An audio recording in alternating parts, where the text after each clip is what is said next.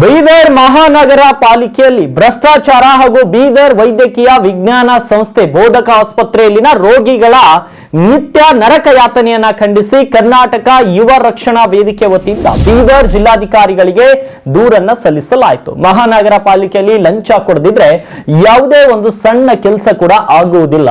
ಇದು ಇಡೀ ಜಿಲ್ಲೆಗೆ ಅವಮಾನಕಾರಿ ಸಂಗತಿ. ಪಾಲಿಕೆ ಅಧಿಕಾರಿಗಳು ಲಂಚ ಅಧಿಕಾರಿಗಳು ಎಂಬ ಪಟ್ಟವನ್ನ ಪಡೆದುಕೊಂಡಿದ್ದಾರೆ. ಅದೇ ರೀತಿ ಬ್ರೇಮ್ಸ್ ಆಸ್ಪತ್ರೆಯಲ್ಲಿಯೂ ಸಹ ಮೂಲಭೂತ ಸೌಕರ್ಯದ ಕೊರತೆ ಇದ್ದು ಆಸ್ಪತ್ರೆಗೆ ಬರುವ ರೋಗಿಗಳ ಬಗ್ಗೆ ನಿರ್ಲಕ್ಷ್ಯ ತೋರುತ್ತಿದ್ದಾರೆ ಅಂತ ಆರೋಪಿಸಿದ್ದಾರೆ. ಆದ್ದರಿಂದ ಕೂಡಲೇ ಈ ಅವ್ಯವಸ್ಥೆಯನ್ನು ಸರಿಪಡಿಸಬೇಕು, ಇಲ್ಲದಿದ್ದರೆ ಜಿಲ್ಲಾಧಿಕಾರಿಗಳ ಕಚೇರಿಯ ಮುಂಭಾಗದಲ್ಲಿ ಅಹೋರಾತ್ರಿ ಪ್ರತಿಭಟನೆ ನಡೆಸುವುದಾಗಿ ಕರ್ನಾಟಕ ಯುವ ರಕ್ಷಣಾ ವೇದಿಕೆ ಕಾರ್ಯಕರ್ತರು ಎಚ್ಚರಿಕೆಯನ್ನು ನೀಡಿದ್ದಾರೆ.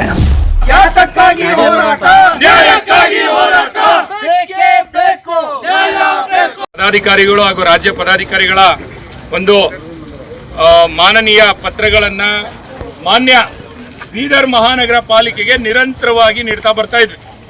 ತಮ್ಮಲ್ಲಿರ್ತಕ್ಕಂಥ ಲೋಪದೋಷಗಳನ್ನು ಸರಿಪಡಿಸಿ ಸಾರ್ವಜನಿಕರಿಗೆ ತೊಂದರೆ ಕೊಡದೇನೆ ಸೌಕರ್ಯವಾಗಿ ಲಂಚ ಪಡೆದೇನೆ ಬಡವರು ಬಗ್ರು ನೋಡಿಕೊಂಡು ತಾವೇನು ಸಂಬಂಧಪಟ್ಟಿರ್ತಕ್ಕಂಥ ದಾಖಲಾತಿಗಳನ್ನು ನೀಡ್ತೀರಾ 200 ರೂಪಾಯಿ ಭಿಕ್ಷೆ ಬೇಡೋ ಥರ ಲಂಚ ಬೇಡ್ತಾ ಇದ್ದಾರೆ ಸರ್. ಇದು ಹಲವಾರು ತಿಂಗಳಿಂದ ನಾವು ನೋಡ್ತಾನೆ ಬರ್ತಾ ಇದ್ದೀವಿ.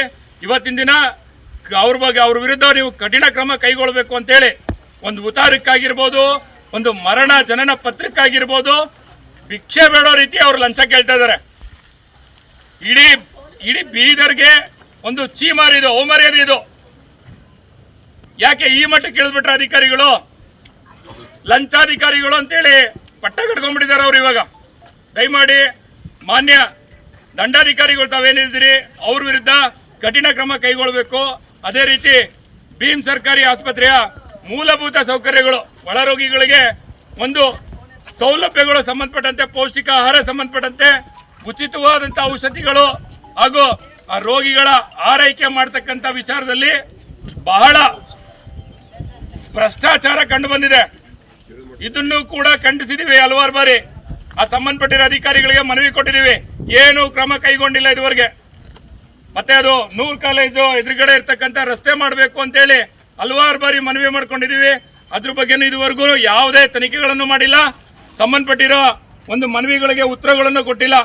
ಇದ್ರ ವಿರುದ್ಧ ತಾವು ಮಾನ್ಯ ಜಿಲ್ಲಾಧಿಕಾರಿಗಳು ಬೀದರ್ ಜಿಲ್ಲೆ ತಾವೇನಿದ್ರಿ ದಯಮಾಡಿ ಕಠಿಣ ಕ್ರಮವನ್ನ ಕೈಗೊಳ್ಳಬೇಕು. ಇಲ್ಲ ಅಂತಂದ್ರೆ ಮುಂದಿನ ದಿನಮಾನಗಳಲ್ಲಿ ತಮ್ಮ ಕಚೇರಿ ಮುಂಭಾಗದಲ್ಲಿ ಅಹೋರಾತ್ರಿ ಸತ್ಯಾಗ್ರಹವನ್ನ ನಾವು ಹಮ್ಮಿಕೊಳ್ತೀವಿ.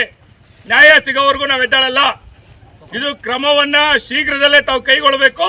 ಆದೇಶ ಪತ್ರದ ಮುಖಾಂತರ ನಮ್ಗೆ ಉತ್ತರ ನೀಡಬೇಕು ಸರ್. ತಮ್ಮ ವರದಿಯನ್ನ ಮಾನ್ಯ ಮಾಧ್ಯಮ ಮಿತ್ರರಿದ್ದಾರೆ, ದಯಮಾಡಿ ತಾವು ಏನು ತಮ್ಮ ಅನಿಸಿಕೆಗಳನ್ನ ಇದೇ ನಿಟ್ಟಿನಲ್ಲಿ ತಾವು ಮಾಧ್ಯಮ ಮಿತ್ರರೊಡನೆ ಹಂಚ್ಕೋಬೇಕು ಸರ್. ಈಗಾಗಲೇ ಇದರಲ್ಲಿ ಕೆಲವೊಂದರಲ್ಲಿ ಎನ್ಕ್ವೈರಿ ಆಗ್ತಾ ಇದೆ.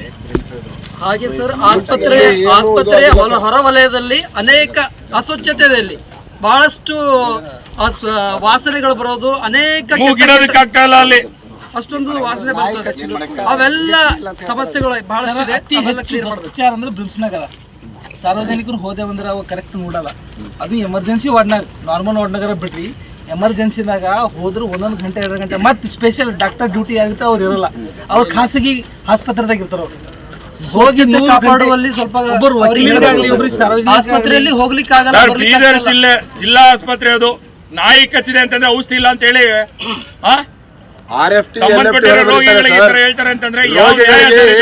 ಮಾತಾಡ್ತಾರೆ. ಆ ವ್ಯಾಖ್ಯಾನಗಳಲ್ಲಿ ಮಾತಾಡ್ತಾರೆ ರೋಗಿಗಳಿಗೆ. ಅದು ಡಾಕ್ಟರ್ಗಳ ಲಕ್ಷಣ. ಅದು ಒಂದು ಡಾಕ್ಟರ್ ಅಂದ್ರೆ ಏಕವಚನದಲ್ಲಿ ಮಾತಾಡ್ತಾರೆ ಡಾಕ್ಟರ್ಗಳು. ಅವರು ಡಾಕ್ಟರ್ಗಳು, ಅವ್ರಿಗೆ ಛೀ ಮರ್ಯಾದೆ. ವೈದ್ಯೋ ನಾರಾಯಣಾರಿ ಅಂತ ಒಂದು ದೊಡ್ಡ ದೇವರ ಸ್ಥಾನ ಇದೆ ಅವರಿಗೆ. ಅಂತವ್ರು ವೈದ್ಯಕೀಯ ಕೆಲಸವನ್ನ ಮಾಡಬೇಕು. ರೋಗಿಗಳಿಗೆ ಬೈತಾರೆ ಅಂತಂದ್ರೆ ಇದು ದೊಡ್ಡ ಅವಮರ್ಯಾದೆ ಅಲ್ವಾ? ಅಲ್ಲಿ ಹೋದಾಗ ಅನುಭವಿತ ಡಾಕ್ಟರ್ ಒಬ್ಬರು ಇರೋದಿಲ್ಲ, ಎಲ್ಲಾರು ಪ್ರಾಕ್ಟಿಕಲ್ ಮಾಡೋರೆ.